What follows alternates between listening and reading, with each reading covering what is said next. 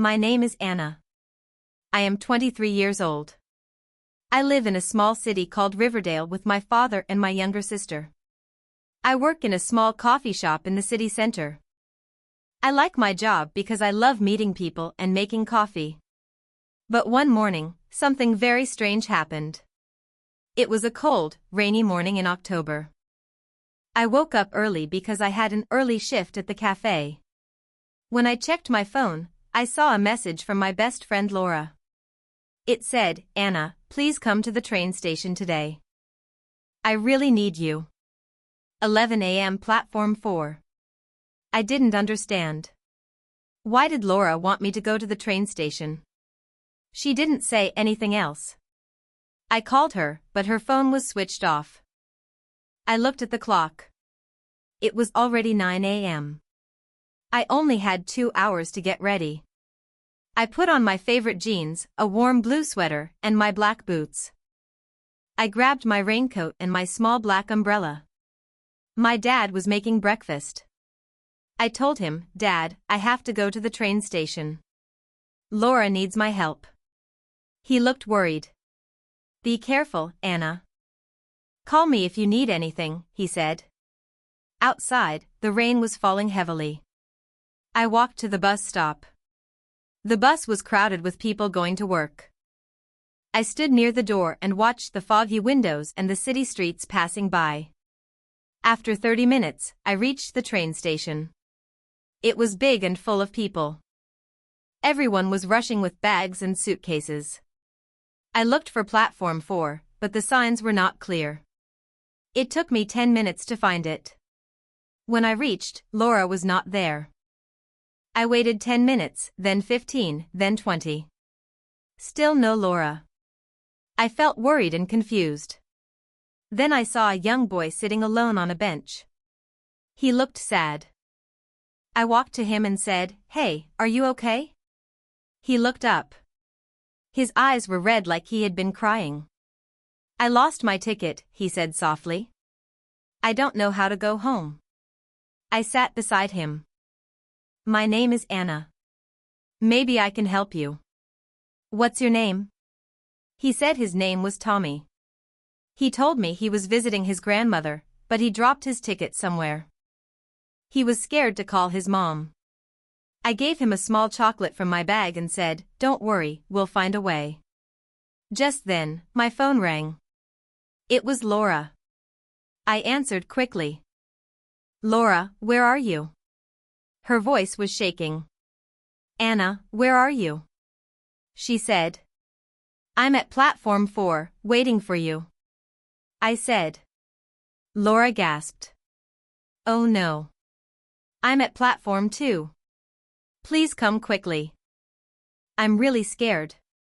I looked at Tommy. "Wait here for a moment." "Okay, I'll be right back." Then I ran through the station. My shoes were wet and my hair was damp from the rain.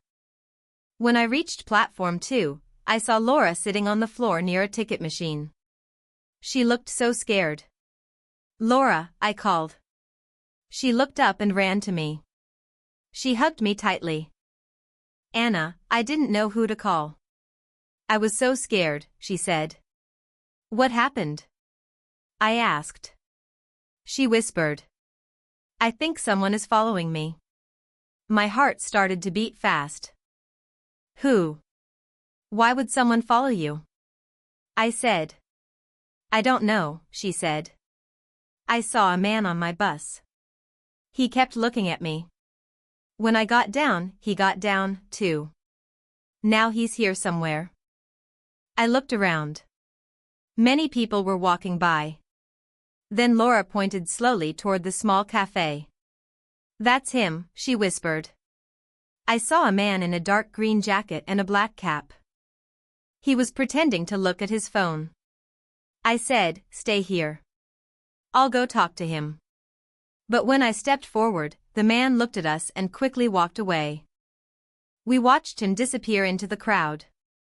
Laura said, "Do you believe me now?" I nodded. "Yes, let's go tell the station security."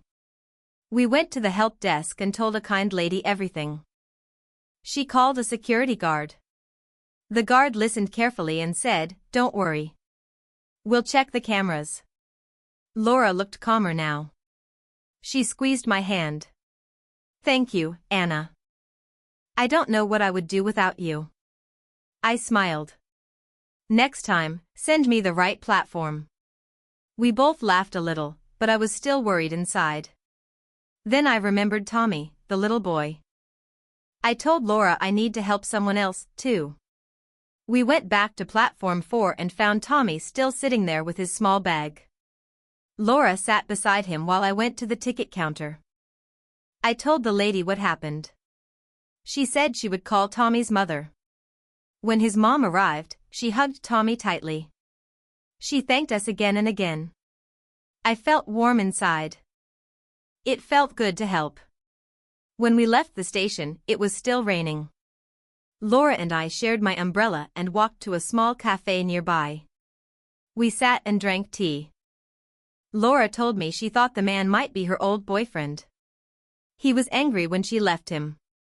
I said, "Don't worry. You're safe now. If he tries again, we'll call the police." Laura smiled weakly. "You're my best friend, Anna." I said, "Always." After tea, we took a taxi home. I felt tired but strong. So many things had happened in one day. When I reached home, my dad and sister were waiting. They hugged me tightly. I told them everything. Dad said, "You are my brave girl." My sister said, "I want to be like you one day." That night, I couldn't sleep well. My mind was full of thoughts. But I knew one thing. I was not alone. I had my family. I had my best friend. And I had a kind heart that liked to help people. A week later, I was making coffee at the shop when someone called my name. I turned and saw Tommy and his mother. They brought me a box of homemade cookies. They said, "Thank you for helping us." I felt so happy. That day, I understood something important. Sometimes scary things happen, but if we stay brave and kind, we can face anything together. Have you ever helped someone in need? Tell me in the comments.